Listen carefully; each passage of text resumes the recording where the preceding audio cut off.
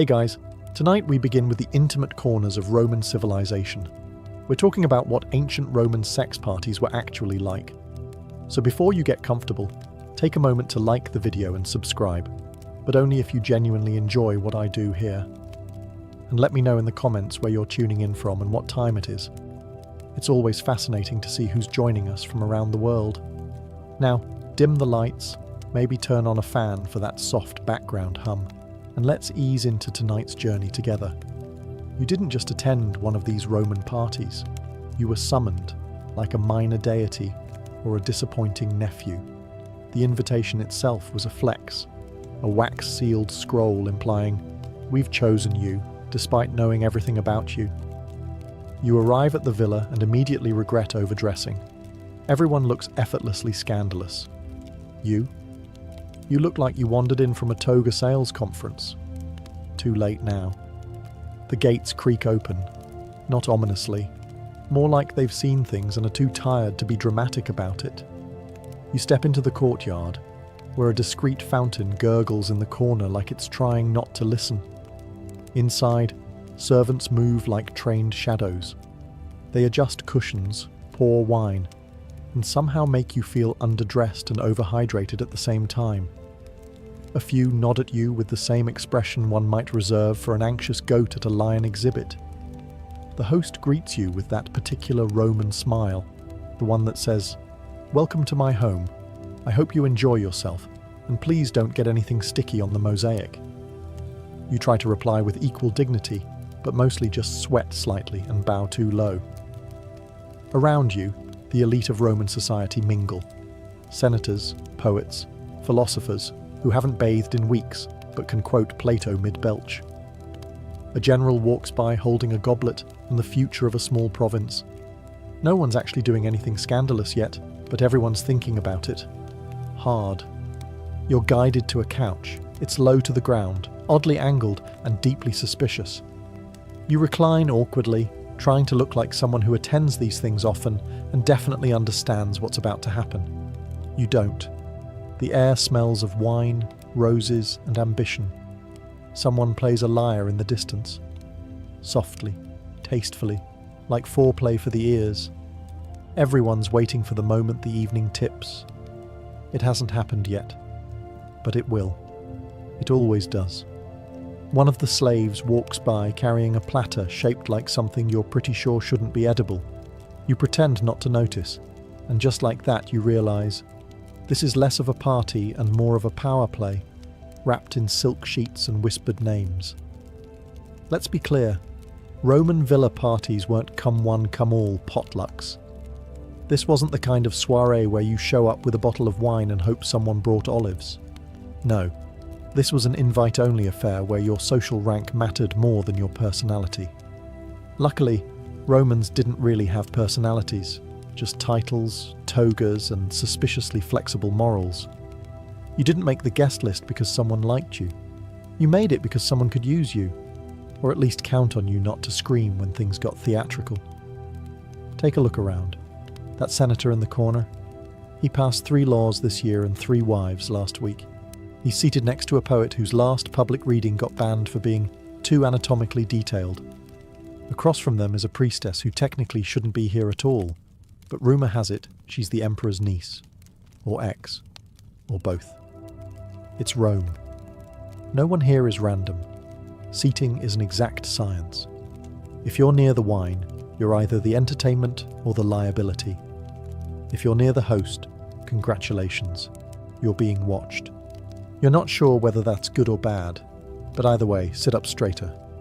Everyone is mingling under a thin veil of civility, like a gladiator match where the swords are replaced with compliments. "Oh, Publius, you look so refreshed. I heard your trial was exhausting." Laughter, sips, subtle threats, the usual. Eye contact is a weapon. A glance that lasts too long implies interest. A glance that doesn't happen at all, insult. Accidentally locking eyes with someone's spouse is how scandals begin. Accidentally locking eyes with both of them is how they invite you to the next party. You try to strike up a conversation about agriculture. Someone counters with an anecdote, involving a grain shortage and 3 acrobats. You nod politely and make a mental note to never ask about wheat again. In this room, everything is a performance. Your posture, your laughter, even the way you sip your wine. Too fast and you're uncultured. Too slow and you're plotting something. You just want to stay neutral and unmemorable, which in Rome is impossible. But at least you're not the guy who brought his mother. That happened once. He hasn't been seen since. You start to notice something odd, aside from the room full of reclining aristocrats pretending to be shy. It's the number of people gliding silently around with perfect posture, no personal space, and a look that says, "Yes, I've seen things. No, I will not be emotionally unpacking them." These are the slaves. And make no mistake, they're not partygoers. They're the infrastructure. There's one adjusting the cushions every 12 seconds, another pouring wine with surgical precision, somehow knowing who prefers dry Falernian and who wants theirs, forget last Tuesday, strong. One is fanning a guest like it's an Olympic sport. Another is juggling trays of fruit shaped like things that make you avoid eye contact. They are everywhere, and no one acknowledges them, unless something goes wrong, in which case they are suddenly very visible and somehow always to blame. You try smiling at one of them. They blink twice, which might be the ancient Roman equivalent of don't. You look away and pretend you were admiring the wall mosaic, which unfortunately depicts something you're pretty sure isn't anatomically possible. The strange part? The slaves know more than anyone. Who's sleeping with whom? Who's trying to poison whom? Who brought their cousin under a fake name? They're walking, silent scrolls of blackmail potential, and yet completely ignored, like morally flexible wallpaper. Some are trained for entertainment. Others are trained for more interactive hosting. But none of them get to leave early. None of them get a couch. If anything, they are the couch. You're not sure if that's part of the act or just bad ergonomics, and yet, while the guests are trying to outcharm, outmaneuver, or out-undress one another, the slaves are running the whole machine, quietly, efficiently, judging you just a little, which is fair. You overhear one guest ask, "Who's that attractive man over there with the wine?" The host responds, "That? Oh, he's no one." You sip your drink, nod slowly, and mentally add, "No one is the only reason this place hasn't collapsed into chaos." You raise your glass to the nearest servant. He doesn't look at you. But you swear for half a second his eyebrow twitches. Respect. Let's be clear. This entire event hinges on one crucial element: wine. Not conversation, not status, not the oil-slicked dancers with the suspiciously flexible spines. Wine. Without it, the evening would be a networking disaster. With it, it becomes a networking disaster with style. As you recline, awkwardly, on your couch, a servant pours your first cup. Roman wine is not like modern wine. For starters, it's stronger than your will to avoid drama and needs to be diluted. Not to preserve decorum, but because drinking it straight is how you end up proposing to a statue. The Romans don't just sip wine, they perform with it. Each cup is followed by a toast, a quip, and a subtle glance at the person across from you to see if they're impressed, scandalized, or both. You try to pace yourself. You fail. By the third cup, your Latin is flawless. By the fourth, you're nodding along to a story involving Neptune, a goose, and a legal loophole. At this stage, people start leaning in. Voices drop. The laughter gets breathier. Jokes start sounding more like offers. You realize that, "Would you like a fig?" might not be about fruit. You also realize you've accepted 2. The wine flows freely, as do the stories, none of which seem entirely true. One man claims to have bathed with a Vestal Virgin. Another swears he once dined with Cleopatra's cousin's astrologer. Someone else insists the emperor once asked them for advice on love. Everyone nods politely while mentally ranking these lies from plausible to put down the goblet. And then the host speaks. Not loudly, just confidently. Everyone quiets. Whatever's about to happen next, Music, a performance, a change in lighting that signals we're shifting gears. It always begins right after the host makes a remark that could either be poetry or innuendo so old it's carved on tablets. You swirl your drink like you've seen this before. You haven't. But you've committed now. One more cup, and you might just have the courage to pretend you understand Roman social cues, or you'll pass out in a potted plant.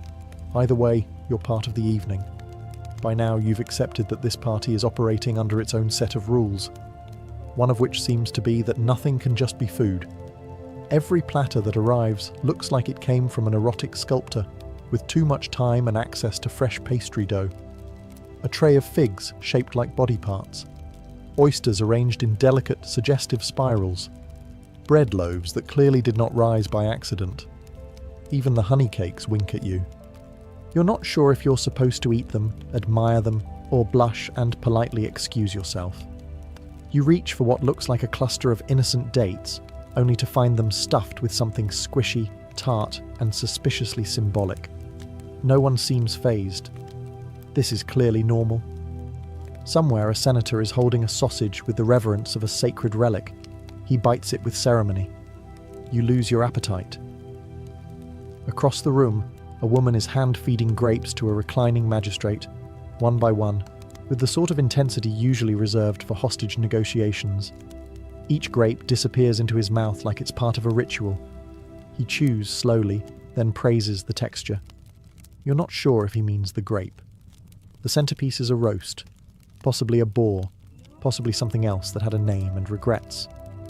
It's been decorated with fruits in places that fruits don't belong. A flute player provides ambient music while a servant slices into it delicately, revealing yet another surprise layer of something gelatinous and deeply unnerving. You nibble at a pastry shaped like Venus.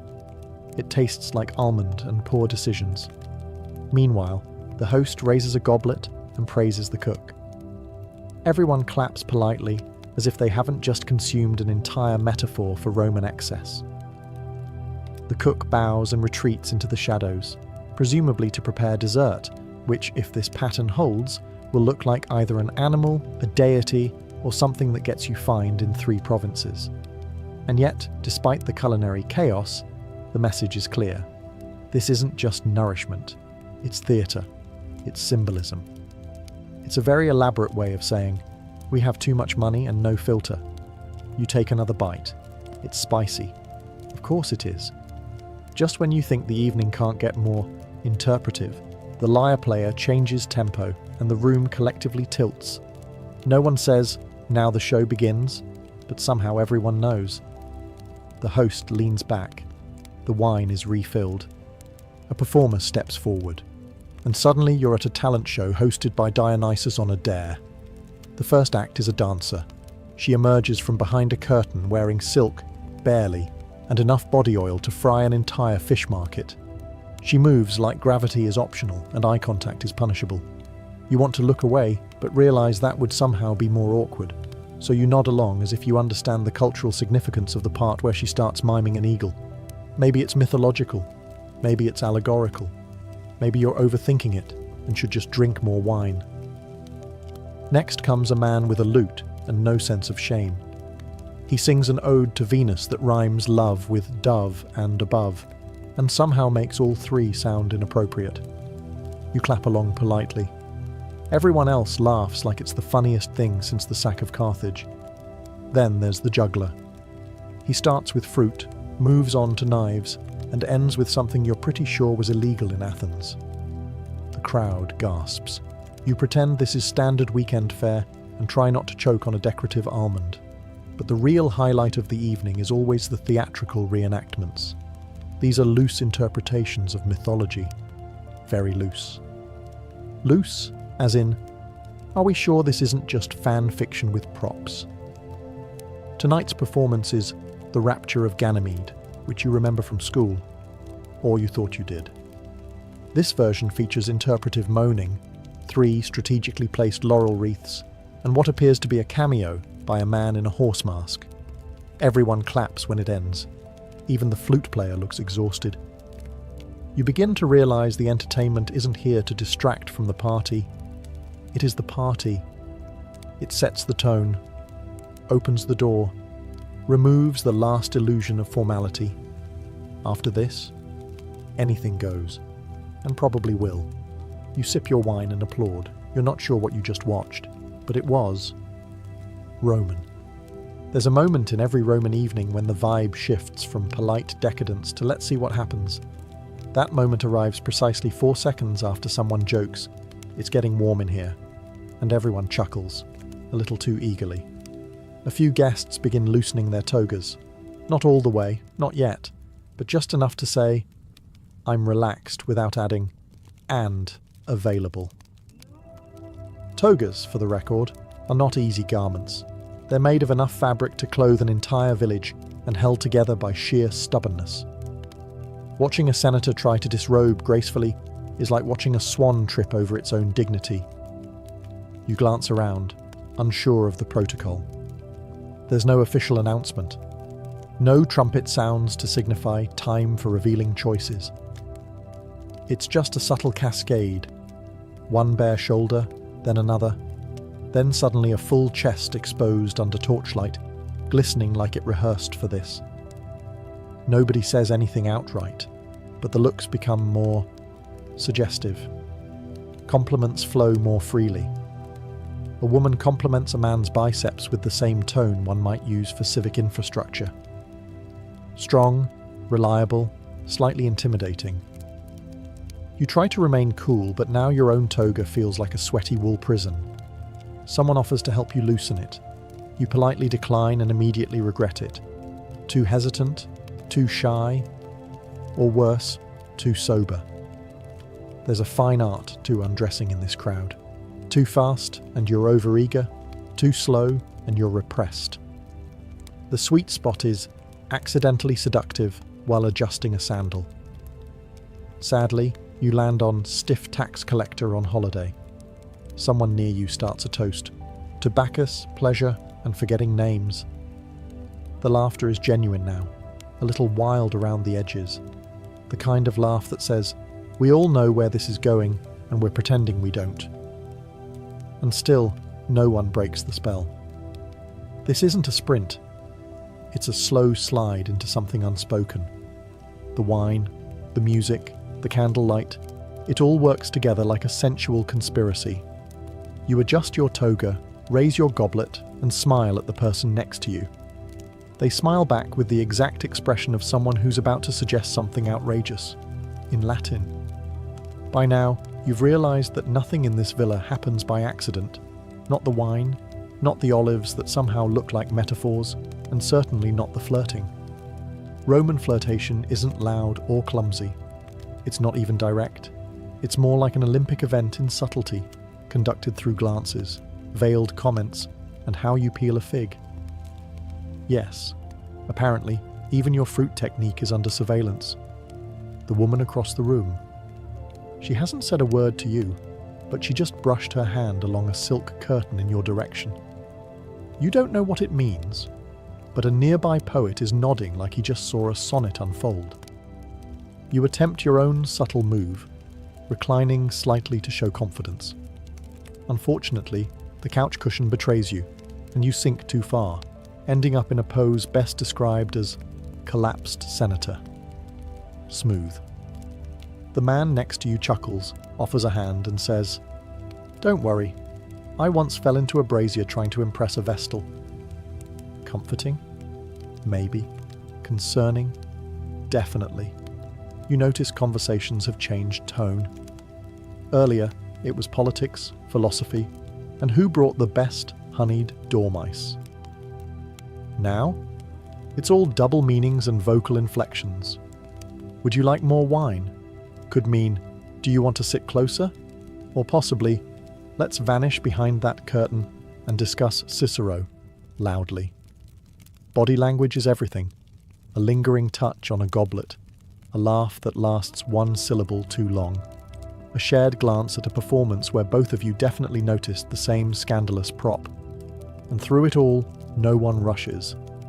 Romans are patient flirters. They build tension the way architects build temples, slowly, deliberately, and with an alarming number of decorative details. You're trying to keep up, but it feels like everyone else studied from a playbook you didn't receive.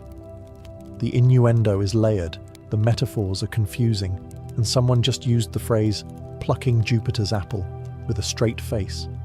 Still, there's a thrill in it, the delicate, dangerous dance of saying everything without saying anything. You swirl your wine, meet a gaze across the room, and offer your most mysterious smile. You don't know what you just agreed to, but apparently that's the point. You've survived the toasts, the flirty fig metaphors, and a man reciting poetry about goat thighs. At this point, you're ready for whatever else this villa has to throw at you, and that's when you notice them. The curtains. Not regular household curtains, no. These are strategically placed swaths of fabric hung across archways, tucked into columns, and fluttering mysteriously in the breeze that shouldn't logically exist. They don't divide rooms, they imply possibilities. They whisper, "Hey, what if?" Some guests begin to drift behind them in pairs, or trios, or the kind of groupings that require a Roman census to count. Each departure is casual, a little wine, a glance, a shall we, followed by a practiced shuffle into linen obscurity. You try not to stare. You fail. But to your credit, so does everyone else. There's a subtle acknowledgement in the room, the kind of unspoken agreement where everyone pretends this is completely normal, while also trying to peek just a little. No one speaks of what happens beyond the curtains, not directly. Some guests return flushed and glowing, like they've just debated stoicism with their entire soul. Others return looking like they wrestled a satyr. A few don't return at all, possibly out of embarrassment, or maybe they joined a touring troupe mid-party. It's unclear. You're eventually approached by someone with the confidence of a marble bust and the voice of a philosophy professor on wine number 6. They gesture toward a nearby curtain and say, "Care to explore the finer points of Roman hospitality?" You panic and respond, "I'm just here for the dates." They raise an eyebrow, impressed, confused, and disappear behind the curtain with someone else who is probably better at metaphors. And honestly, you're fine with that. You've reached a point in the evening where it's okay to just recline, sip wine, and watch as the party folds into layers of candlelight and veiled mystery. Not everyone goes behind the curtains. Some are content to stay in the main hall, talking, laughing, pretending not to notice that the floor is slowly becoming a mosaic of discarded sandals and questionable decisions. You lean back, savour your drink, and silently thank the gods for Roman architecture with excellent ventilation. By now, you've figured out that Roman parties aren't just about indulgence, they're about advancement. Because after the curtain fluttering and fig-flavoured flirting comes a quieter, more dangerous game: pillow talk diplomacy.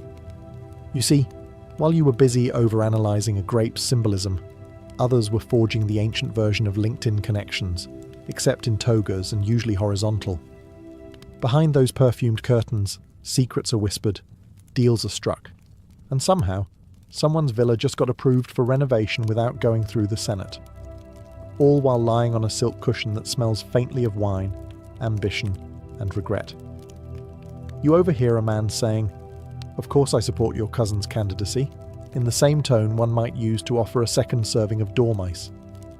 Later, that same man is seen writing down a name on wax tablet with what can only be described as sultry urgency. This is where Roman politics thrives, not in marble halls, but in torchlit corners filled with soft voices and softer moral boundaries. The Senate debates the law. The villa bedroom? That's where outcomes are negotiated. A woman wearing nothing but jewellery and confidence lounges nearby, delicately asking a visiting general if he might consider transferring a few legions closer to her family's estate. He agrees, of course. Who wouldn't, given the persuasive power of grapes, charm, and implied blackmail? You begin to realise that your position on the couch matters as much as your position on civic reform. Being seen with the right person, or not seen, depending on the curtain density, can shift your entire reputation. One misplaced compliment or unfortunate giggle, and suddenly you're that guest, forever remembered in hushed tones and footnotes. Someone leans in and murmurs, "Did you hear about the new tax on olive oil?" It sounds innocent. It's not. In Rome, even condiments come with consequences. You do your best to contribute. You nod wisely, reference a philosopher you vaguely remember, and say something about fate and civic duty. Someone claps. You think it's sarcastic, but you'll take it. Because here, in this soft-lit room full of half-truths and full goblets, power is passed through lips, not speeches. And nothing is ever just small talk. Eventually, the party stops pretending to be civilized. Somewhere around the 7th toast and the 3rd round of interpretive lyre solos, the night shifts. Things blur, faces blend. Your toga ends up somewhere that is decidedly not on you. But just when you think the chaos is reaching peak Roman levels, someone announces breakfast. The Romans called it ientaculum, but let's be honest, it's damage control with olives. You awaken, if you even slept, on a cushioned floor near a statue of Bacchus who's seen too much. A servant offers you honey cakes and a lukewarm cup of watered wine. It tastes like bad decisions and grapes that should have retired last season. Around you, guests begin to reassemble themselves, adjusting tunics and dignity. No one talks about what happened. That would be crass. Instead, everyone defaults to cheerful banalities like, "Lovely breeze last night," or "Did you try the quail?" As if they didn't just participate in something that could collapse a minor republic. The host, somehow glowing and wrinkle-free, strolls through the room as if he hasn't watched senators snore next to courtesans. He smiles. He claps someone on the back. He's already planning the next one, because of course he is. Rome never rests. It just naps in segments. Someone hands you a small clay token. You ask what it is. They say, "A memento." You ask what kind of memento. They smile and walk away. You decide not to ask again. There are quiet goodbyes, knowing glances, and the occasional awkward moment when two guests realize they shared a curtain but not a name. One man leaves wearing someone else's sandals. Another leaves with someone else's senator. You gather your things, some of which now include a philosophical scroll, a bruised plum, and at least 3 rumors, and make your way toward the exit. You pass a servant scrubbing something unidentifiable off a mosaic. He doesn't make eye contact. Neither do you. It's mutual respect. As you step back into the Roman daylight, blinking and bleary, you realize something. This wasn't just a party. It was a masterclass in excess, social engineering, and creative upholstery. And you? You survived it. Barely. You thought the party ended when the wine ran out and someone accidentally knocked over a bust of Minerva. But in Rome, the real party begins the morning after, in whispered conversations, raised eyebrows, and suddenly shifting political tides. Welcome to the gladiator arena of reputation management. By lunchtime, half the city knows that Senator Publius left with a woman described only as the Panther. The other half knows she wasn't actually a guest. You hear someone at the bathhouse say, "Well, at least it wasn't as bad as last time," which only raises more questions. You, on the other hand, are desperately trying to remember if you said anything to the wrong person. Like, "Oh, maybe that story you told about Caesar's sandals being overrated." That would have been fine, if you hadn't told it to Caesar's cousin. And that charming conversation with the courtesan about grain prices. Turns out she's the unofficial advisor to a praetor, which might explain why he winked at you in the forum this morning. The thing is, these parties aren't just about indulgence. They're strategic traps lined in velvet. Every joke you made, every toast you gave, every time you mispronounced apicius while complimenting the fish, all of it is being catalogued, judged, and possibly reenacted by people with dramatic flair and too much leisure time. Still, not all fallout is bad. You notice someone nod at you across the forum, subtle, approving. A recognition that you held your own, didn't spill your wine on any sacred texts, and managed not to pass out on a marble plinth. Word travels fast, and so does gossip, but so does status. If you played your cards, and your couch placement, right. You hear of one guest being invited to a magistrate's villa next week. Apparently, she told a particularly clever joke involving Cicero and olives. Another, rumoured to have secured a lucrative shipping contract right after complimenting the host's peacock. Coincidence? Hardly. You've been invited to a small gathering, nothing like that madness last night. Which is Roman for exactly like that madness, but with slightly better cushions. Congratulations. You're officially on the circuit, so you're back from the party, back in your modest domus and wondering, was any of that normal? The short answer? In Rome, absolutely. The long answer, only if you can cite at least 2 gods as references. Roman morality was flexible, like yoga in sandals flexible, the kind that could twist itself into an ethical pretzel and still toast to virtue. You might assume that all this lavish debauchery would be frowned upon, but the Romans had a simple rule. If a god did it first, it's probably fine. Take Bacchus, the god of wine and general bad decisions. His entire mythos is one long toga malfunction. Want to justify a party that ends with 4 strangers under a fruit platter? Easy. Just call it a bacchanalia. Want to discuss love in loud whispers with someone else's spouse? Venus would approve, surely. She invented flirty chaos. This divine loophole allowed Romans to behave outrageously, then write philosophical essays about how it brought them closer to the divine. Imagine waking up with wine-stained fingers and claiming, "I now understand the cosmos better." And people just nod, because that's theology. You begin to notice that Roman society functions like a pantheon in motion. Everyone models their behaviour on some mythological figure. A well-dressed man at the Forum brags about being a Mars in bed, while a woman retorts she's more of a Minerva by day, Venus by night. You can't tell if it's flirtation or a theology quiz.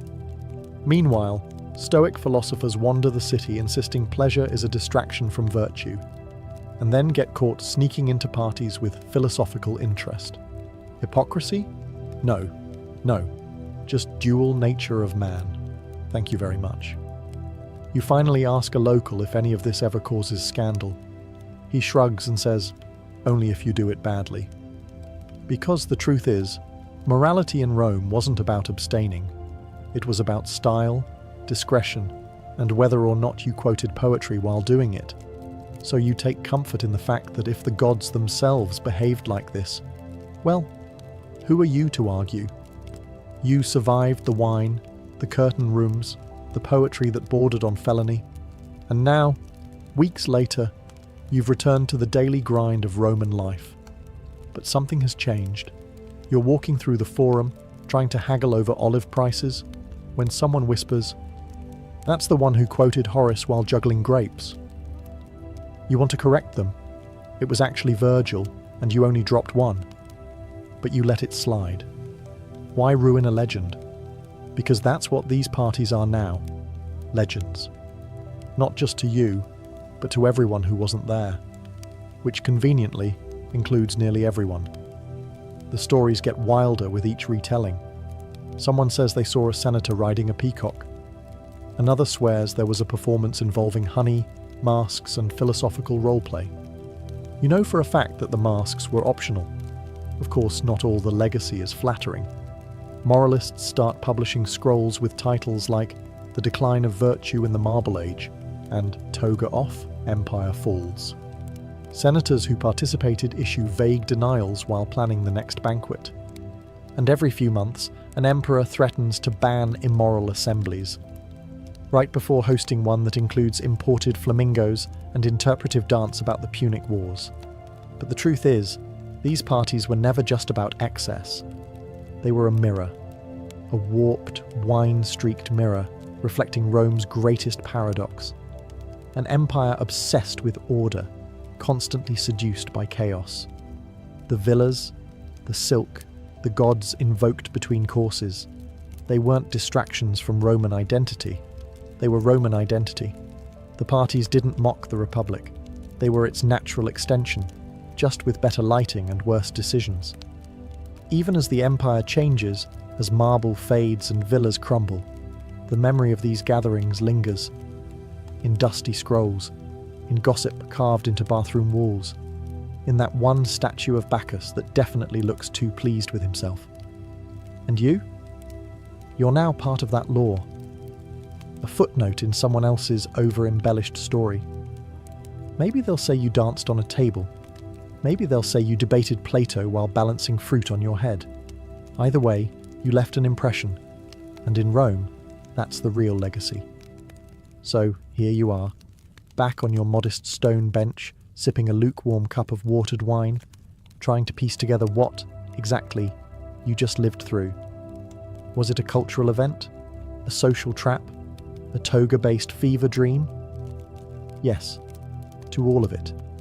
Roman villa parties weren't simply about wine, scandal, or impressively flexible interpretations of mythology. They were how Rome functioned. Behind every curtain, under every laurel wreath, deals were struck, alliances formed, egos inflated and occasionally deflated by poor dance choices. It was government, entertainment, and philosophy all wrapped in silk and scandal. An empire conducting business in its bathrobe. The elite didn't separate politics from pleasure. That's a modern fantasy. In ancient Rome, the best networking happened while half-dressed and halfway into a haiku about Neptune. One well-timed toast could shift the fate of an entire province. One ill-timed belch, exile to a less fashionable island. And despite the excess, the Romans saw nothing strange about it. To them, this was tradition. A callback to older rituals when pleasing the gods meant song, wine, and maybe some interpretive wrestling under torchlight. The real mystery isn't that these parties happened, it's that they worked. Somehow from all this candlelit chaos emerged an empire that built roads, aqueducts, and the foundation for modern law. Not bad for people who thought figs were an aphrodisiac, and that dinner entertainment should include satirical mime. You've emerged from the haze changed. Wiser? Maybe. Stickier? Definitely. You've learned how to spot a disguised power play in a compliment, how to recline without spinal regret, and how to politely decline honeyed dormice without insulting the chef's grandmother. And now, as you return to normal Roman life, or whatever counts as normal when your neighbour owns a statue of Mercury wearing nothing but confidence, you carry a new understanding. These weren't just parties, they were theatre, ritual, politics, gossip incubators, and yes, occasionally chaos in sandal form. You smile to yourself, adjust your toga, which is finally staying in place, and walk off into the forum. One more Roman with secrets, stories, and just enough plausible deniability to be invited back. Because in Rome, the curtain never really closes. In medieval England, fashion wasn't an act of rebellion. It was more like a uniform assigned at birth. Your clothing announced everything: your class, your job, your gender, and whether you were allowed to sit at the high table or fetch water from the nearest muddy ditch. If you were nobility, congratulations. You got to swan about in layers of silk, brocade and velvet so heavy they required a small army of attendants to help you get dressed. And maybe a prayer or two that you wouldn't faint under the weight. Colours mattered. Rich shades like scarlet, purple and deep blue weren't just fashion statements, they were basically medieval do not enter signs. The dyes were so expensive that only the wealthiest could afford them, making bright clothing the ultimate status symbol. And yes, even your belt had its own reputation. Gilded, bejeweled, and entirely unnecessary for holding anything up. Peasants, on the other hand, had no such luxuries. Their wardrobes were made of coarse wool or linen, usually in the colour of dirt, which conveniently matched both their jobs and their laundry schedule, non-existent. A simple tunic and hose for the men, a loose-fitting gown and maybe an apron for the women. It wasn't fancy, but it got the job done, especially when the job was mucking out a pigsty. And just in case someone got ideas, like a merchant's son daring to wear fur-trimmed sleeves, there were the sumptuary laws. These royal decrees regulated who could wear what, right down to the material, colour, and trimming. You couldn't just dress up because you wanted to feel nice. That was suspicious, possibly treasonous, and the local officials were all too eager to fine you for wearing shoes that were too pointy for your class. In the grand theatre of medieval life, fashion wasn't about self-expression. It was about survival, status, and staying in your lane.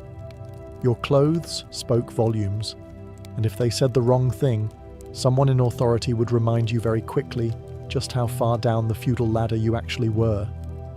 If there's one thing the medieval church really didn't trust, it was a woman's hair. Flowing locks, far too tempting. Loose curls, basically sorcery. So, to keep the world safe from lust and damnation, women were encouraged, strongly, to wrap their heads up like freshly baked loaves. Enter the wimple, a head and neck covering that made every woman look like she'd just stepped out of a particularly strict convent. It wrapped around the chin, covered the throat, and often left only the face visible. Perfect if your goal was to resemble a very pious lampshade. For married women and widows, it was expected attire. Not wearing one could lead to whispers, raised eyebrows, or being called unchaste, which in medieval terms was only slightly better than being labelled a heretic. But the wimple wasn't just about modesty, it was also a social signal. The fancier the wimple, the higher your status. Rich women had theirs made from fine linen or even imported silk, often starched into stiff, architectural shapes that defied gravity and comfort. Some versions were so elaborate, they required wires and pins to keep them from collapsing like a poorly built tent. Meanwhile, poor women wore simpler versions that were more about covering lice than inciting envy. Of course, fashion being fashion, the rules eventually started bending. Some women let their hair peek out a little. Others wore transparent veils over their wimples for just a hint of allure. Medieval scandal levels. Mild. By the later Middle Ages, younger unmarried women were allowed to go bareheaded or wear their hair in braids or loose, depending on local custom. But for most adult women, the wimple remained a staple.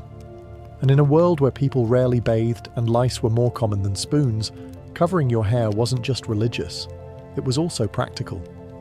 The wimple helped protect your neck from sunburn, your scalp from insects, and your soul from sin, apparently.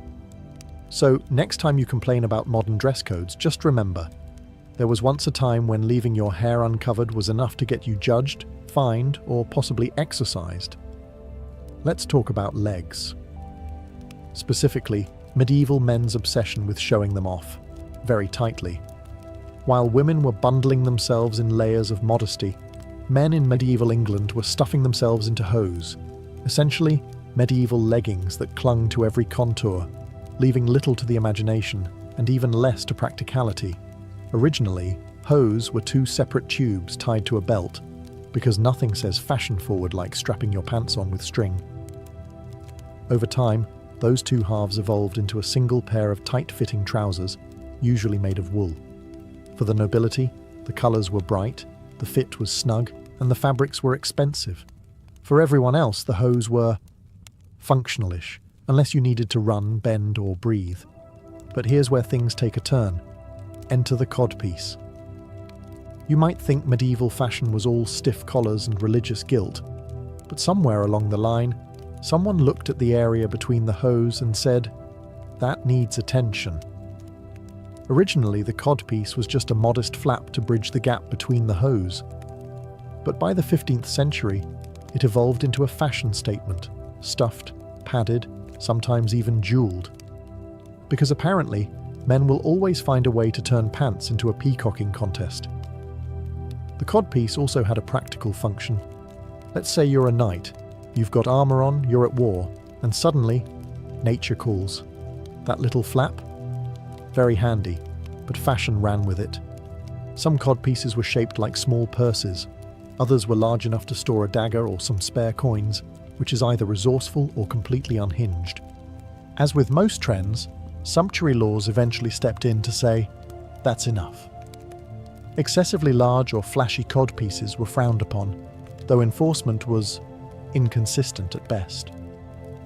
By the late 16th century, they fell out of fashion, replaced by a more modest approach to trousers and a collective sigh of relief from tailors everywhere. If you ever thought medieval England was all mud and misery, you clearly haven't seen how the nobility dressed for winter, or summer, or just Tuesday.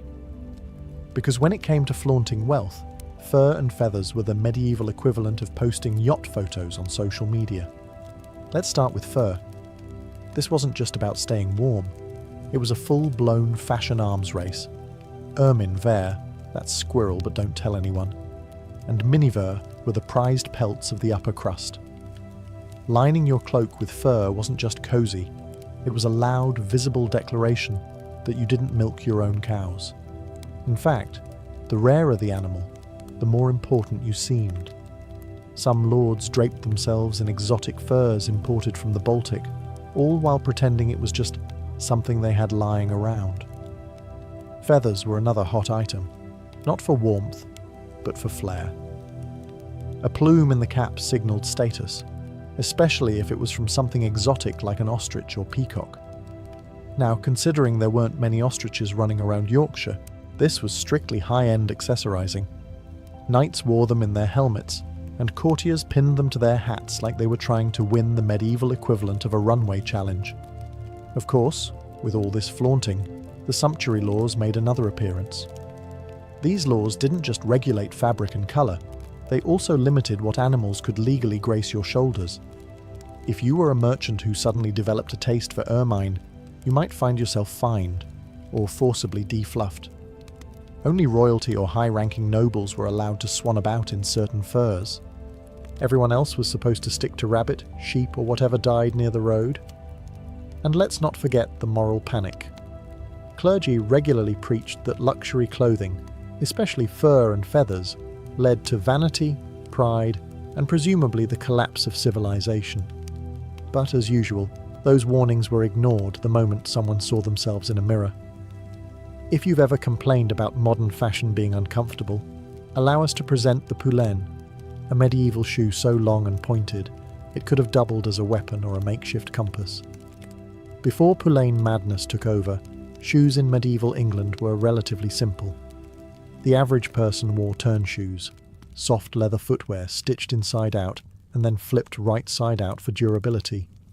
Functional, flexible, and about as stylish as a sack of potatoes, these were fine for a life of farming, hauling, and praying not to catch leprosy. But in courtly circles, things got weird. Around the 14th century, nobles decided that the most fashionable shoe was the one that extended far beyond your toes. We're talking 6 to 24 inches of pure, pointless toe extension. These were poulaines, named after Poland, which medieval fashionistas blamed for the trend. The tips were stuffed with moss or whalebone to keep them erect, because nothing says elegance like tripping over your own feet in front of the king.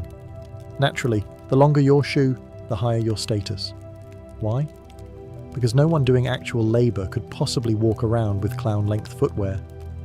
These shoes practically screamed, "I don't need to run, fight, or survive, I'm rich." Some even had little bells attached to the tips, just in case your absurdity wasn't audible enough.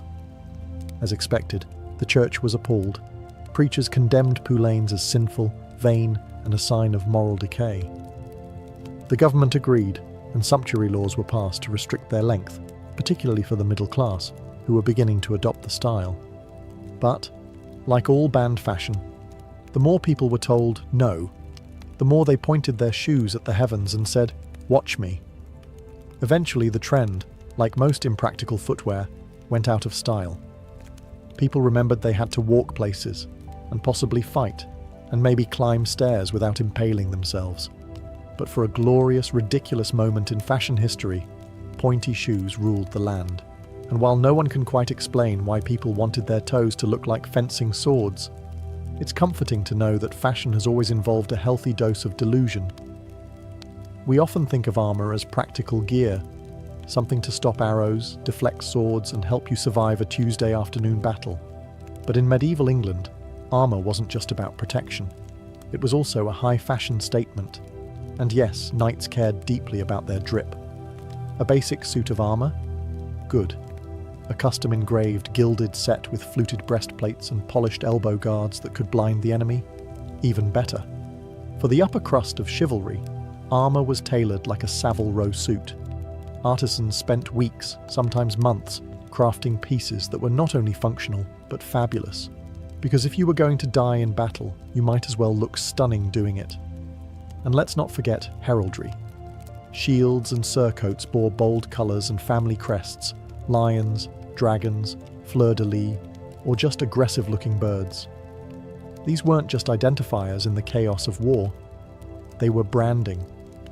Knights were the influencers of their day, and a well-designed coat of arms was your personal logo. Tournaments became the medieval runway. Nobles would parade their finest suits of plate or chainmail, complete with plumed helmets and surcoats so bright they could blind a monk at 50 paces. Fashion even crept into weaponry. Daggers were often jewel-encrusted. Sword hilts were inlaid with silver or gold. Some even had inscriptions, not for function, but to remind your enemy just how rich you were as you stabbed them. Pure class. Of course, peasants and foot soldiers had no such luxury. Their armour was iffy. Maybe a dented helmet, a rusted chain shirt inherited from 3 battles ago, and a prayer whispered toward the sky. But for those with coin and status, armour became another medium for self-expression. If your enemy hesitated because they were admiring your breastplate, well, that was just good strategy. Eventually, as firearms emerged, full suits of armour became obsolete. But for a few glorious centuries, fashion and warfare danced hand in gauntleted hand. And in medieval England, the battlefield was just another place to serve looks. Not everyone in medieval England was a knight or a noble lady. Some were children, others were monks, and many dressed not to impress, but to send a message. Usually something like, "I belong to God," or "Please don't throw me in a ditch." Let's start with children. Medieval kids weren't dressing in adorable tiny outfits with teddy bear patterns. They were quite literally miniature adults. Boys wore tunics like their fathers, and girls were dressed in long gowns just like mum, minus the fur and embroidery. There was little concept of childhood as a unique stage of life. You got swaddled, you got baptized, and before you knew it, you were being put in scratchy wool and expected to know your Latin. Comfort? Optional. Now onto the clergy, who, despite all the talk of modesty and humility, could still put on a show. Bishops and abbots often wore richly dyed robes, embroidered stoles, and elaborate mitres that looked like upside-down boats. Gold thread, fine linen, and jewelled crosses made them stand out from the crowd, which was probably the point. While priests lower down the ladder wore more austere garments, simple black cassocks or rough brown robes, higher-ranking church officials were practically walking relics. But clothing for clergy wasn't about personal taste. It was about symbolism. Every colour, every layer, every accessory had a meaning. Purple for penance, white for purity, red for martyrdom, because nothing says spiritual devotion like coordinating your outfit with the blood of saints. And then there were those in religious orders like monks and nuns. Their habits were the medieval equivalent of uniforms, practical, consistent, and intentionally drab. The idea was to eliminate vanity and focus on the soul. But even here you had fashion politics. A Benedictine habit wasn't the same as a Franciscan one. Some orders favoured hoods, others banned shoes. In essence, your robe told the world which holy club you belonged to, and whether you were the type to chant at sunrise or just silently judge others. So whether you were a barefoot novice, a jewel-bedecked bishop, or a 9-year-old peasant already dressed for a lifetime of labour, your clothing in medieval England didn't just cover your body. It revealed your role, your values, and the very limited range of your choices. If medieval England had one unspoken rule, it was this: stay in your sartorial lane. And if you didn't?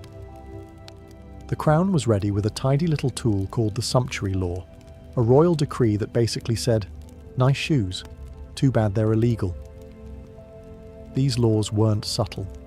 They dictated who could wear what, in what colour, with what material, and even how wide your sleeves could be. That's right, sleeve width was legislated. You could measure someone's legal status by how far their elbows flared. If your sleeves looked like sails and you weren't a duke, congratulations, you were breaking the law. The original purpose of these laws was to keep the class structure visible. The elites wanted to make sure that no ambitious merchant or newly rich knight started dressing like nobility. Heaven forbid someone without a title might wear scarlet silk lined with ermine and confuse the peasants. These rules applied to everything: shoes, hats, embroidery, jewellery, fur linings, even buttons. Buttons, If you were wearing too many, or they were too ornate, you might get fined. In some towns, officials would literally walk the streets and inspect people's outfits. It was less fashion police, more actual police with fines and public shaming. Of course, enforcement was inconsistent.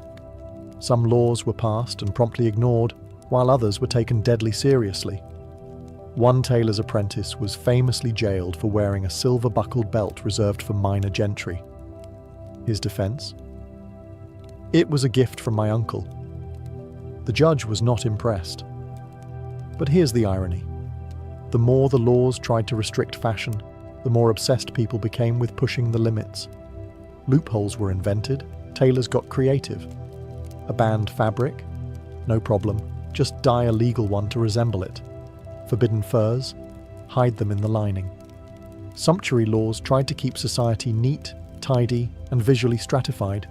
But fashion, being the chaotic little beast it is, refused to play along.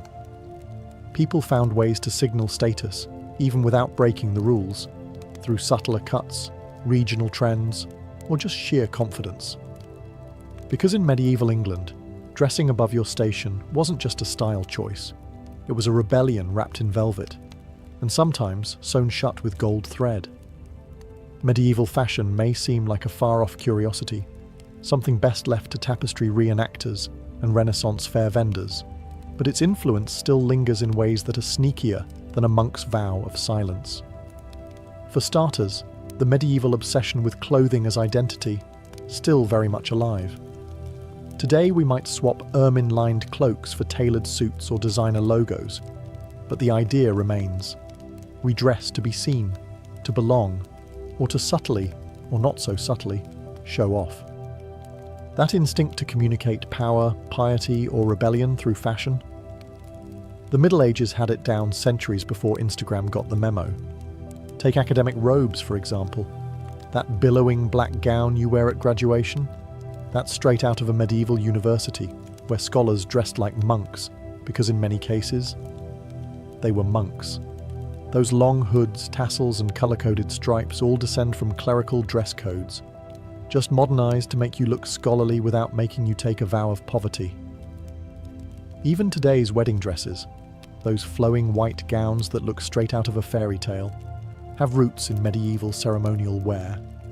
Back then, brides often wore their best gown, whatever colour that was, but among the elite, weddings became prime opportunities to showcase wealth. Gold-threaded veils, imported fabrics, and extravagant headdresses turned marriage into a couture event. And let's not forget the lingering romanticism of the period. Writers, painters, and filmmakers have long mined the medieval wardrobe for inspiration. From King Arthur films to fantasy series like Game of Thrones, the look of medieval England remains fashion shorthand for nobility, mystique, and vaguely ominous chanting. Of course, not everything stuck. We don't line our sleeves with squirrel anymore, usually, and codpieces have, thankfully, retired from public life. But the spirit remains. Clothes as a declaration, a performance, a soft kind of power. In the end, fashion in medieval England was about more than covering the body. It was about revealing the soul, your rank, and just how close to royalty you could pretend to be without getting fined. In ancient Egypt, beauty wasn't just vanity. It was theology with a compact mirror. Looking good wasn't a suggestion. It was expected. The gods were beautiful, radiant, youthful, and symmetrical, and if you wanted any chance of winning their favour, you had better look the part. Pimples were not divine, neither were wrinkles. From the bustling markets of Thebes to the quiet tombs along the Nile, beauty was baked into daily life. This wasn't just for queens and courtiers. Everyone from high priests to housemaids took part in the sacred ritual of self-maintenance. Being well-groomed signaled that you were clean, disciplined, and spiritually aligned. Translation: if you didn't exfoliate, the gods might think you were lazy. Cosmetics were considered holy tools, not just for seduction, but for protection. There was no divide between beauty and religion. Both were part of the same sacred script. Temples stored jars of scented oils just as carefully as they stored sacred scrolls. Perfume was used in worship. Kohl eyeliner wasn't just stylish, it protected the wearer from the sun and warded off evil spirits. And yes, even in the afterlife, you were expected to look fresh. That's why tombs were filled with beauty kits, because nobody wants to arrive in the underworld looking tired. Priests, in particular, were held to rigid grooming standards. They shaved their entire bodies, wore clean linen, and applied scented oils before rituals. Why? Because they were standing in for the gods themselves. You don't show up to a divine ceremony smelling like yesterday's goat stew. But it wasn't all holiness and hygiene. Beauty also had a political edge. Pharaohs used it to project divine power. Queens like Nefertiti became living embodiments of idealized beauty, not just through art, but through carefully maintained appearances. Being beautiful was being powerful. Being powerful meant looking like you hadn't aged since birth. In short, ancient Egyptian beauty was less about trends and more about eternal truths.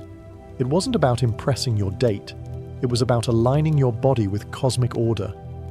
And if that meant slathering yourself in perfumed oil and lining your eyes with ground-up minerals, so be it.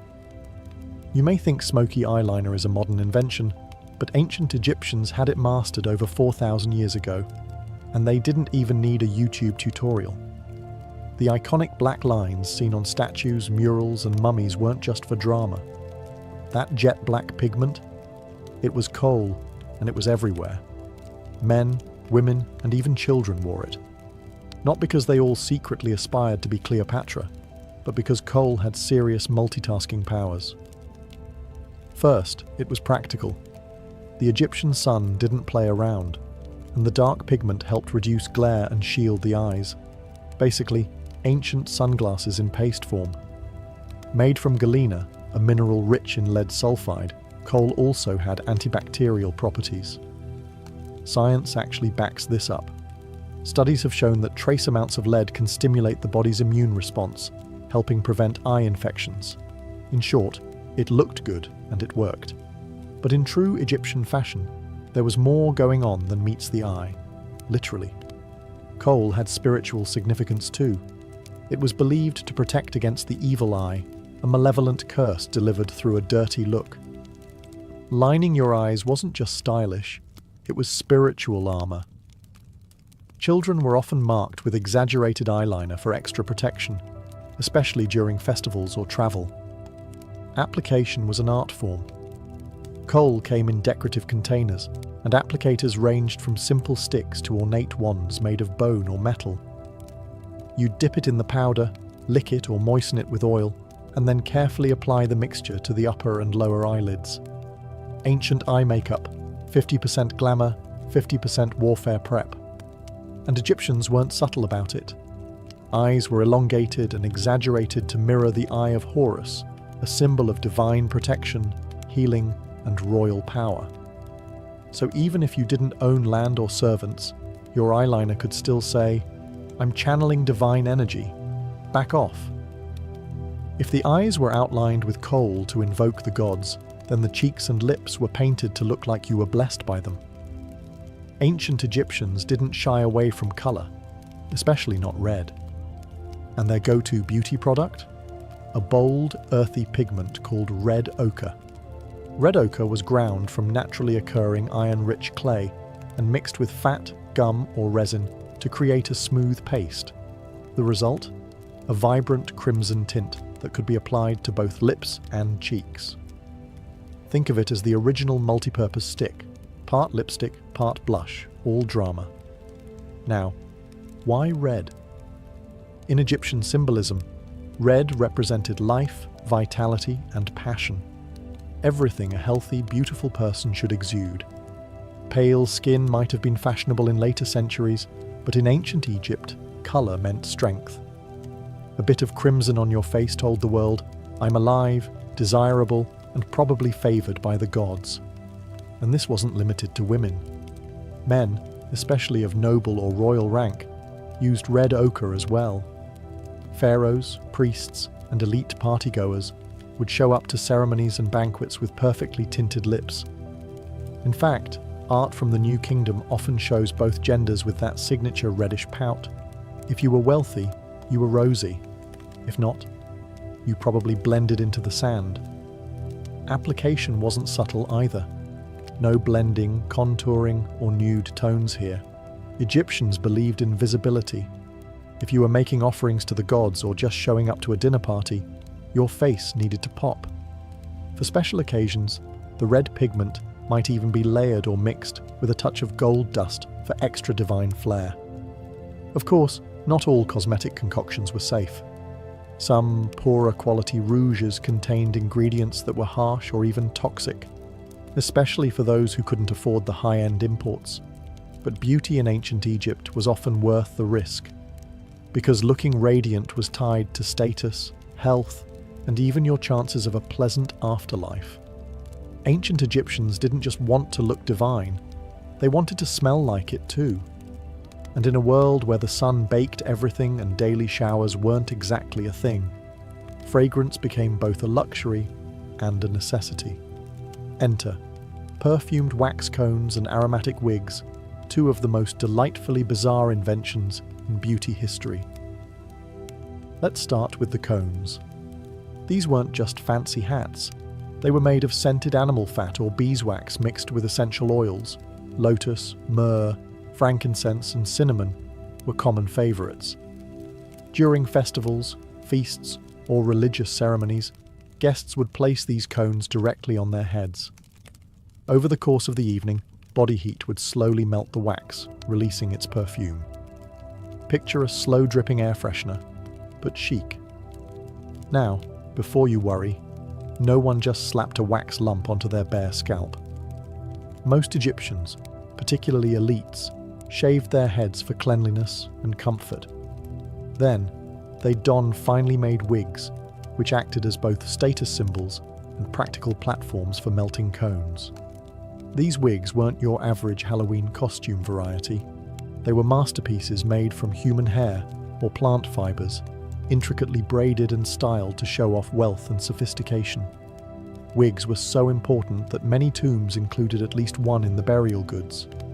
You needed a good scent and a solid hairdo to face the gods after all. Some wigs were even perfumed directly, soaked or dusted with aromatic powders, turning the wearer into a walking bouquet of sanctity and opulence. Fragrance wasn't just for the living either. Mummies were anointed with oils, and tombs were often filled with jars of perfume, because in the afterlife, smelling divine was still on the checklist. Being foul-smelling wasn't just unpleasant, it was considered unholy. A clean, sweet scent symbolized purity, life, and divine favor. Living in Egypt meant one thing was guaranteed: sun. Relentless, baking, unforgiving sun. And while modern folks might reach for SPF 50 and complain about humidity, the ancient Egyptians had their own surprisingly advanced approach to skincare, one that blended science, ritual, and a whole lot of oil. Let's start with the basics. Daily cleansing. Egyptians bathed more than most ancient cultures. Cleanliness wasn't just about comfort, it was tied to spirituality. Dirt was disorder. Filth attracted demons. So everyone from priests to peasants tried to stay scrubbed, often using a paste made from natron, a naturally occurring salt mixture, and water. Think of it as the OG exfoliating scrub, no apricot bits, just chemical cleansing power strong enough to preserve mummies. But the real heart of Egyptian skincare was moisturizing, and they didn't skimp. The dry desert air, intense heat and wind made skin maintenance essential. Enter moringa oil, castor oil, sesame, olive, and animal fats. These were applied liberally to the skin to protect against sun damage, lock in hydration, and maintain a youthful glow that even Hathor would envy. They also dabbled in anti-aging solutions. Yes, really. Recipes on papyrus scrolls mention mixtures of milk, honey, and frankincense, each with antibacterial or soothing properties. Almond oil was popular for reducing wrinkles, and fenugreek was used to keep skin smooth. Cleopatra herself was rumoured to bathe in sour milk for its lactic acid content. A little pungent, perhaps, but hey, it's chemistry. Skincare wasn't just for beauty, though. It was medicine. Wounds were treated with honey for its healing properties. Acne was soothed with crushed lotus or barley. Rashes and burns. Aloe vera was already in their toolkit. Many of these remedies still show up in modern skincare products, minus the crocodile fat and the occasional crushed beetle. Even the dead got spa treatment. During mummification, the body was coated in oils and wrapped in linen soaked with balms. Eternal youth was the goal, even if it was mostly symbolic. For ancient Egyptians, body hair was not a vibe. In fact, smooth, hairless skin was the gold standard of beauty, hygiene, and even morality. Hair was seen as messy, impure, and, perhaps worst of all, foreign. To be civilized, you had to be sleek. Think dolphin, not woolly mammoth. This cultural obsession went beyond the face. Full-body hair removal was the norm for men and women alike, from eyebrows to ankles. Even priests and high officials were expected to keep themselves meticulously shaved, because when you're performing sacred rites in front of the gods, the last thing you want is armpit stubble. So how did they do it? Razors, for starters. Made from copper or bronze, early Egyptian razors were often shaped like small crescent moons. They were sharpish, effective-ish, and came with a high risk of nicks if you weren't careful. Shaving was a regular part of grooming, not a once-a-week chore. But for those who couldn't, or wouldn't, shave daily, there were alternative methods. Sugaring, for example, was basically ancient waxing. A paste made of honey, sugar, and lemon juice was heated, applied to the skin, and then ripped off with a strip of linen. Sound familiar? That's because modern sugaring salons are still doing it exactly the same way. Egyptians were the blueprint. They also used pumice stones, plucking tools like tweezers, and even depilatory creams made from wild plants and less charming ingredients. Some recipes involved applying a paste of crushed animal bones and lye, followed by prayers to avoid third-degree burns. The price of beauty was steep, but worth it, apparently. Hairlessness wasn't just aesthetic, it was spiritual. Removing body hair symbolized purification. Being smooth meant being clean, civilized, and blessed by the gods. Hair, by contrast, was associated with the wild, the foreign, the animalistic. It's no accident that enemies were often depicted with scruffy beards and unkempt manes. Wigs helped complete the look. Since most elites shaved their heads for comfort and hygiene, wigs provided style without the sweat. You could be bald underneath and still rock intricate braids, beads, and perfume cones on top. Ancient Egyptian beauty products weren't just cosmetic, they were potent little spells in a jar. Every oil, every paste, every fragrant resin carried meaning. For Egyptians, ingredients weren't chosen just for how they made you look, but for what they represented, and occasionally, for how well they scared off skin infections and evil spirits. Let's start with the all-stars.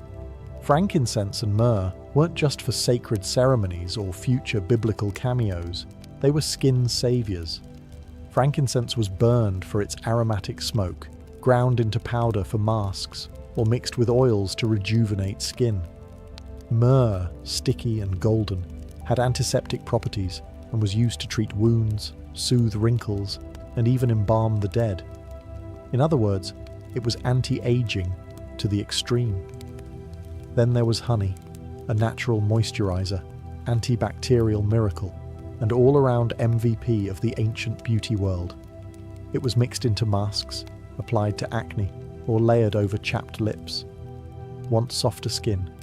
Try a mask of honey, milk, and crushed lotus petals. Want divine favor? Add a chant while applying. Egyptian skincare blended natural science with ritual magic. Many cosmetic recipes were written on papyrus scrolls, often alongside medical treatments and spells. A facial cream might include aloe vera, cucumber, and a line like, "To make the skin of the face shine like the moon." Bonus points if the moon god Thoth approved. Some ingredients, however, wandered into questionable territory. Crocodile dung, for instance, was believed to ward off evil and was sometimes included in skin salves. Yes, it was gross, but in a world where spiritual protection mattered as much as physical health, even a swampy smear was fair game.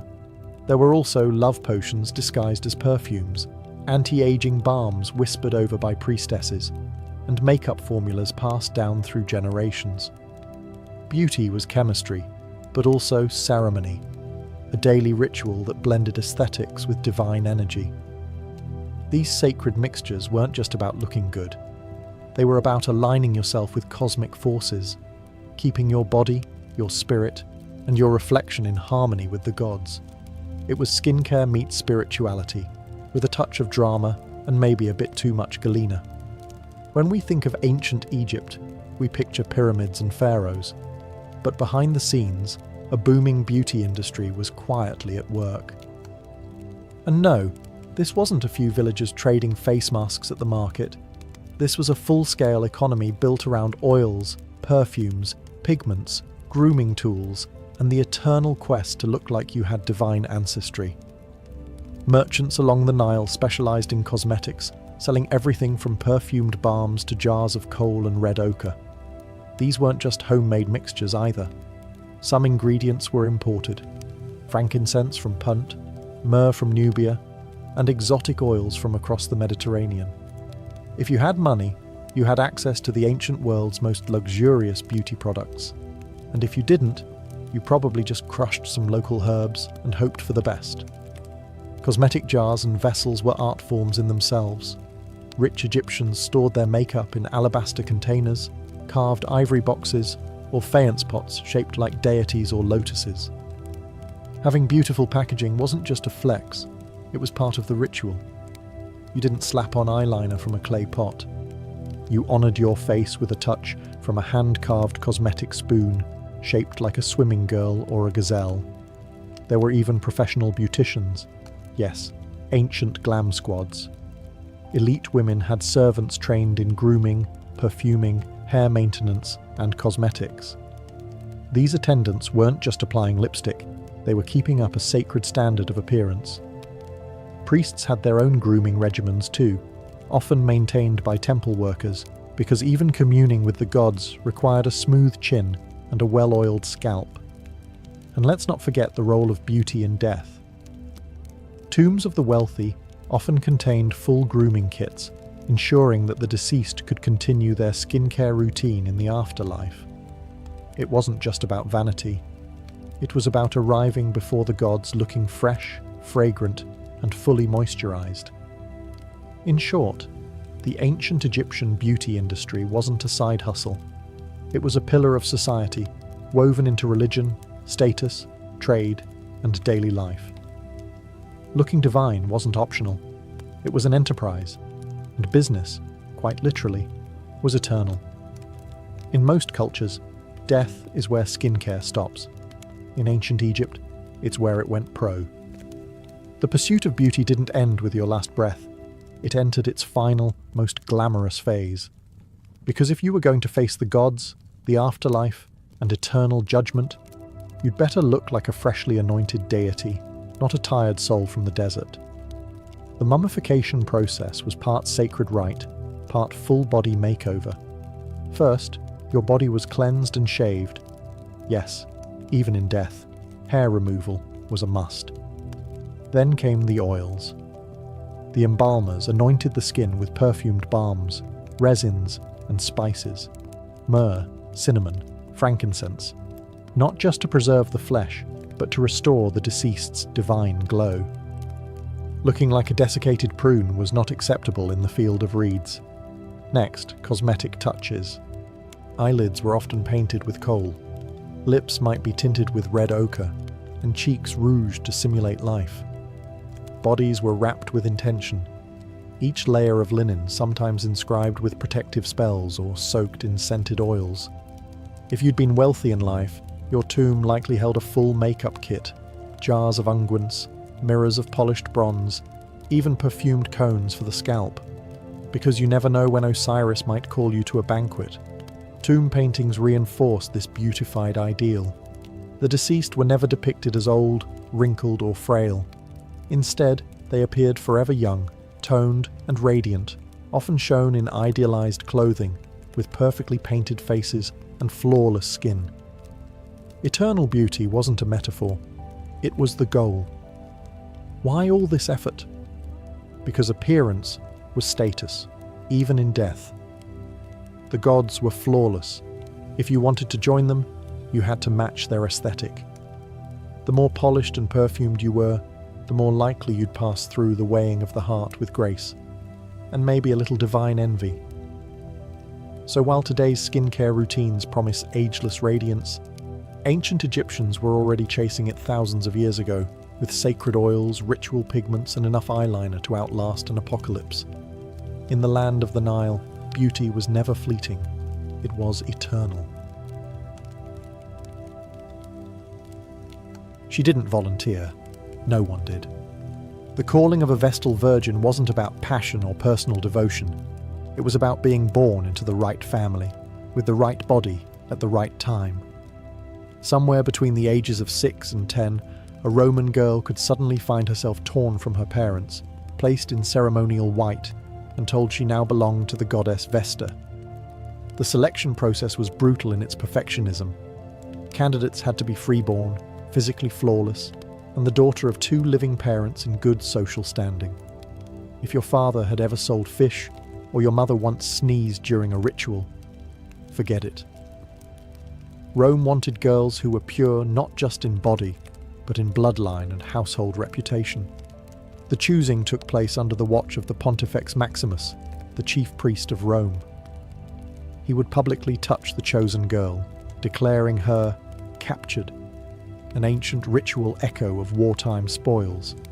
In that moment, her legal identity shifted. Her father no longer held authority over her.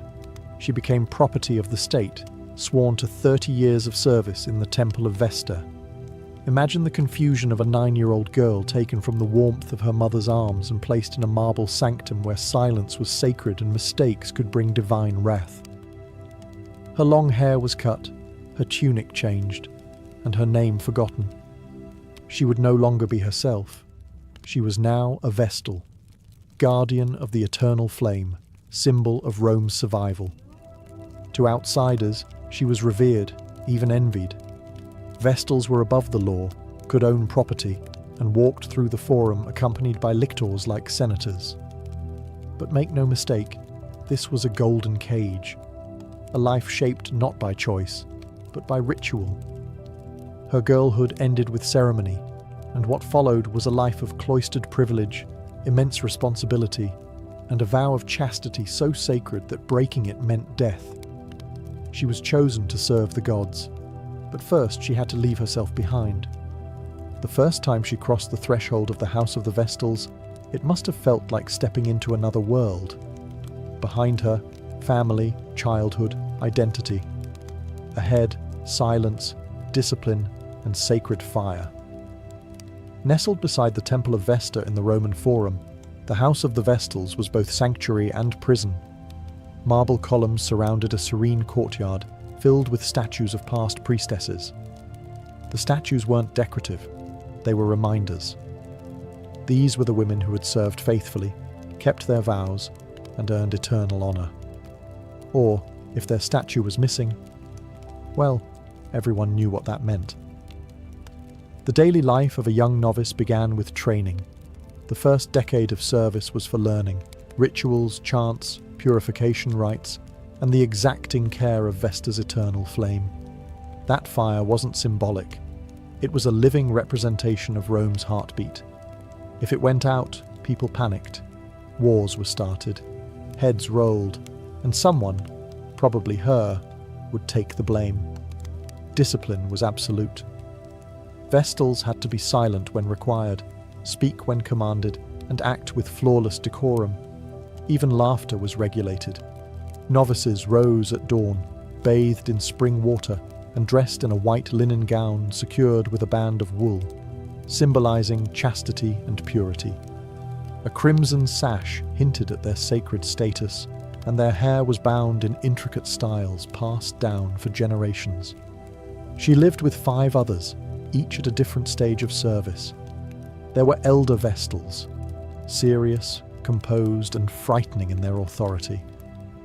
They watched the novices closely, correcting errors with a sharp word or a look that cut deeper than any lash. But there was privilege too. Vestals were considered untouchable. Their word could override a man's in court. They travelled with bodyguards. If a condemned prisoner passed one on the street and she looked at him, he was pardoned instantly.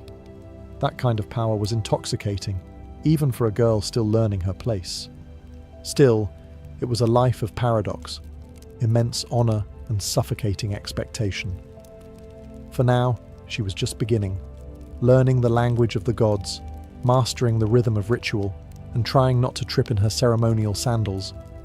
Because in the world of Vesta, one wrong step could echo forever. The eternal flame of Vesta wasn't just a flickering hearth. It was Rome's soul, its protection, prosperity, and divine legitimacy, all wrapped in one steady glow. And it was her job to keep it alive. Every day, the Vestals took turns tending the sacred fire inside the Temple of Vesta, a round structure meant to resemble the primitive huts of early Roman kings. The fire sat in the centre, surrounded by walls open to the sky, because even the gods needed ventilation. The moment she crossed into that space, she wasn't a girl anymore. She was a living conduit between Rome and the divine. Keeping the flame alive was more than lighting logs and sweeping ash. It involved ritual precision. Only certain woods were permitted. The fire could not be started with flint or steel. It had to be kindled using sacred methods, invoking Vesta's favour. When it died out, and it sometimes did, it was treated as a national crisis. The culprit faced public shame, lashes with rods, or worse. But the flame wasn't just physical, it was symbolic. It represented Rome's eternal continuity, its civic order, and its identity as a chosen city under divine protection. If the flame flickered, so did Rome's confidence in itself. Her hands, still small from childhood, would carefully arrange kindling as priests chanted invocations nearby. Ashes were gathered and placed in sacred pits beneath the temple. Everything had meaning. Nothing was casual. There were other duties too. She helped prepare sacred salt cakes used in state rituals. She guarded wills, Julius Caesar's, famously. She watched over holy objects no man was permitted to see, including the Palladium, the sacred statue said to guarantee Rome's invincibility. Her life was no longer her own. It was fused into the heartbeat of an empire. And while the forum bustled outside with merchants, senators, and thieves, she moved in another rhythm, one of silence, smoke, and sacred duty. Passers-by might glimpse her white veil as she passed, always escorted, always untouchable. But within the walls of the temple, beneath the eternal flame, she laboured quietly, for a fire that could never die, and a city that refused to fall. For a woman in ancient Rome, life was typically limited. Your father's rule passed to your husband, and your opinions died quietly in the atrium. Unless, of course, you wore the white veil of Vesta. Then suddenly, you became a legal anomaly. A woman above men, a priestess above politics. A symbol no one dared to touch. The Vestal virgins occupied a sacred grey area in Roman society. Though women, they were granted rights usually reserved for male citizens. They could own property, make wills, and free slaves. Their testimony in court carried exceptional weight, requiring no oath. Rome assumed that Vesta's daughters could not lie. In public, they were escorted by lictors, the same officials who flanked magistrates. Even consuls stepped aside when a Vestal passed. If her litter moved through the forum, the crowds parted. People averted their eyes, not from disrespect, but reverence. And a touch from her, accidental or deliberate, could pardon a condemned man on the spot. She was given the best seats at the theatre.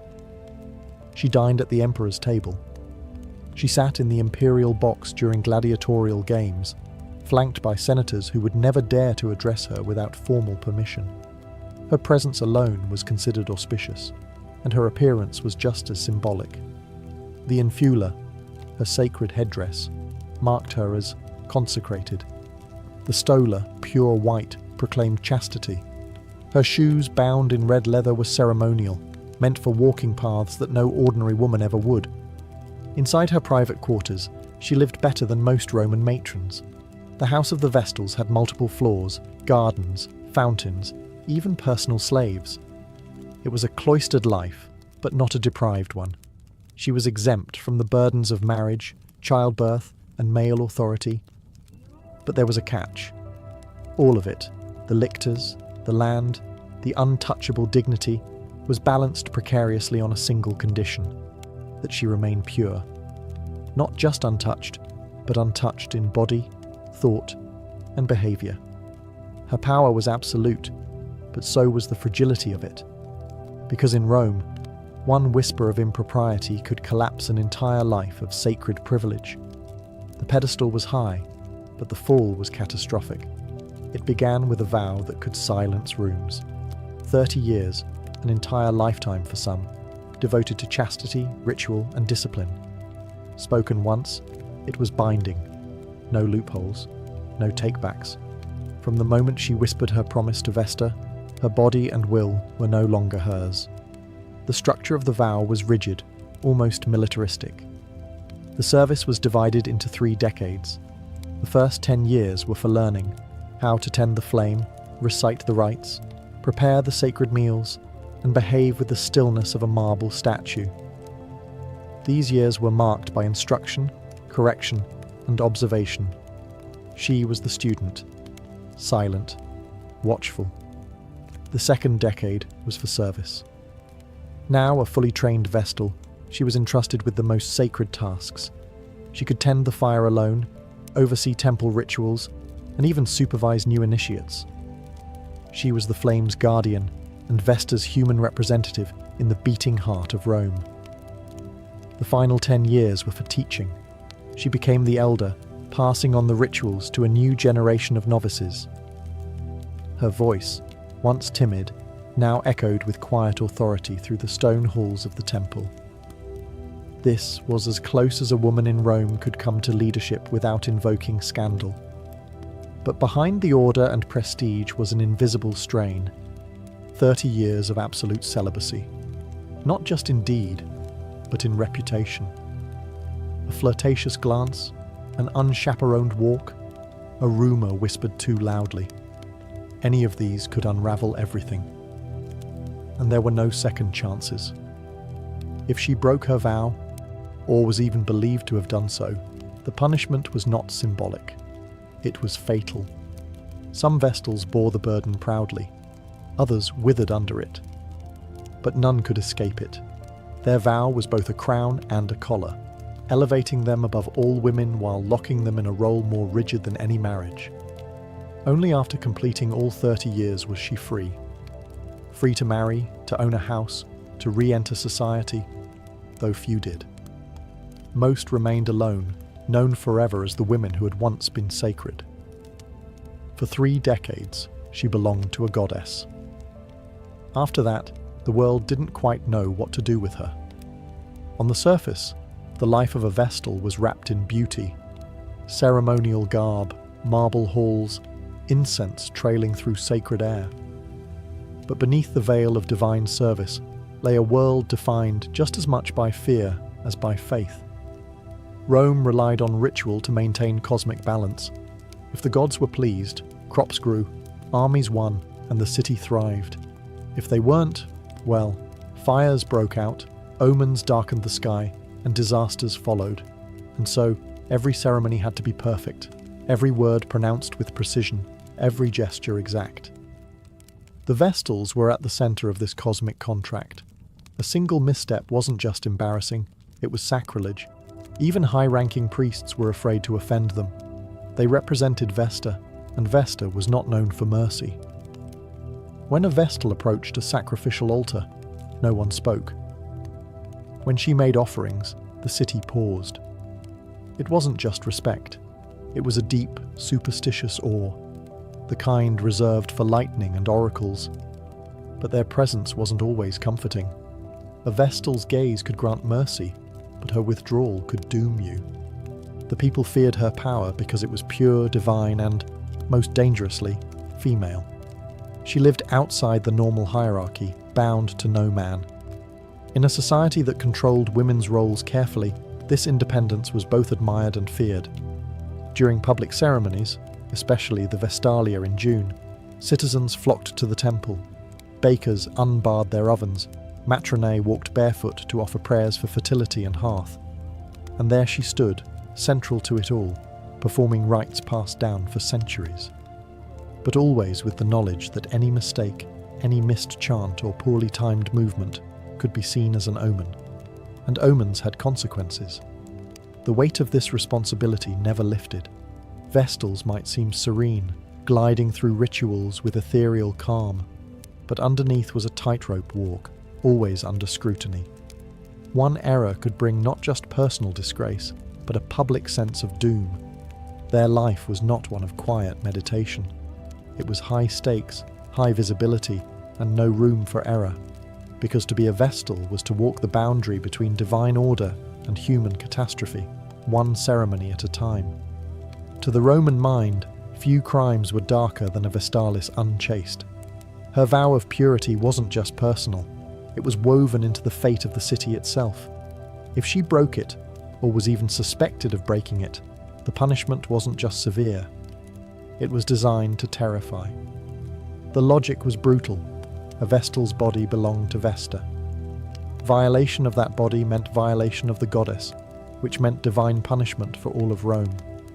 Earthquakes, plagues, military defeats, any disaster could be linked, in hindsight, to a Vestal's rumoured affair. The solution? Purge the offence, appease the goddess. The accused Vestal was stripped of her sacred garb. The white veil was removed, the crimson band untied. Her body, once untouchable, was now scrutinised for signs of guilt. Flushed cheeks, trembling hands, averted eyes. Proof? Not required.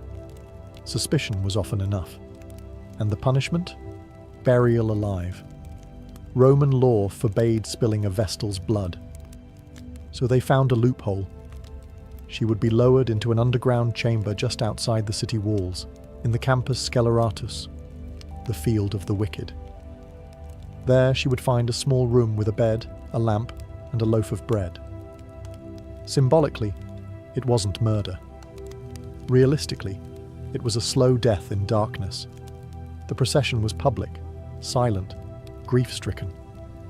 The condemned Vestal was led through the city in a closed litter, her face hidden. Crowds gathered, but no one spoke. It wasn't entertainment, it was civic mourning. Rome was cleansing itself. No man could be present in the chamber. The priest would lower her down, seal the shaft with earth, and walk away. There would be no monument, no epitaph, just the knowledge that one of Vesta's daughters had fallen, and taken a piece of the city's soul with her. And what of the alleged lover? If named, he'd be beaten to death publicly, often in the forum. He got pain. She got silence. In truth, some accused Vestals were likely innocent, victims of political schemes or convenient scapegoats. But once accused, there was no defense, no appeal. Because in the eyes of Rome, when a Vestal broke her vow, she wasn't just betraying the gods, she was betraying Rome itself. If she made it through all 30 years, unscathed, unblemished, and utterly devoted, then, and only then, was she released. The vow fulfilled, the flame tended, the rituals passed on. She was no longer a Vestal virgin. She was something else entirely. Liberation came with ceremony. The Pontifex Maximus released her from her sacred obligations, and for the first time in 3 decades, she was free to choose her own life. She could marry. She could live alone. She could own property and act as a full legal agent. Freed from the guardianship most Roman women never escaped. But freedom, after such a life, was complex. Most of Rome still saw her as half divine, half ghost. She had lived apart from normal society for decades. No one had courted her. No one had seen her dance or flirt or laugh in the streets. Many men were wary of marrying a former Vestal. Some believed it would bring bad luck. Others, intimidated by her authority, simply avoided her. And yet, there were those who saw such a union as an honor, especially ambitious men hoping to bask in reflected sanctity.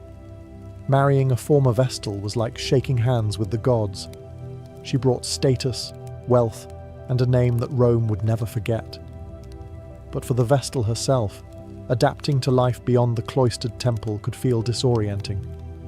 She had spent her girlhood in service, her adulthood in silence, her prime years in sacred duty. Now she entered a society that prized women for their families, not their rituals. Some former Vestals chose to marry late in life. Others never did. A few went on to advise emperors or manage estates with more influence than any senator's wife. They wore veils of a different kind now, ones woven from reputation, mystery, and the faint aura of divinity that never quite left them. Because even out of service, a former Vestal never really escaped her past. People still stepped aside in the streets. They still whispered her name with reverence. She might walk freely now, but she carried 30 years of fire with her, and Rome never forgot who once kept its flame alive. The flame of Vesta was extinguished in the 4th century CE, snuffed out not by wind or carelessness, but by empire-wide change. As Christianity spread and the old gods faded, Rome's sacred fires were allowed to go cold. The Temple of Vesta, once the heart of the Roman world, was left to crumble. And with it, the order of the Vestal Virgins disappeared. But their legacy didn't. For over 1,000 years, the Vestals had stood apart. In a society where women were expected to serve quietly behind closed doors, they lived publicly, wielded authority, and were bound only to a goddess. They walked where men feared to tread, delivered testimony without swearing oaths, and held the fate of the city, symbolically and spiritually, in their care. The idea of a woman being both sacred and powerful, not because of a man, but in spite of him, was revolutionary. And it stuck. Later cultures and thinkers, even those far removed from pagan Rome, looked back on the Vestals with fascination. Christian nuns, for instance, inherited much of the same structure: vows of chastity, cloistered lives, symbolic garb, sacred rituals. But the spark, the original model, was Roman. Even centuries after the last flame flickered out, the image of the Vestal lingered in art, literature, and political rhetoric. Poets invoked her as a symbol of purity. Emperors used her name to justify moral campaigns, and historians debated whether the system empowered women or imprisoned them. Perhaps it was both. Modern archaeologists continue to dig through the ruins of their home near the Forum, uncovering rooms, statues, and offerings left behind. Even now, the House of the Vestals stands as a silent echo of lives once lived between prayer and peril. And though the fire is long gone, something else remains: memory.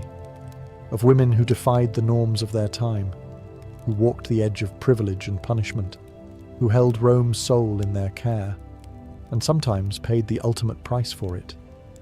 They weren't warriors. They weren't mothers. They were guardians of a flame that outlasted the empire itself, and for that, Rome never quite let them go.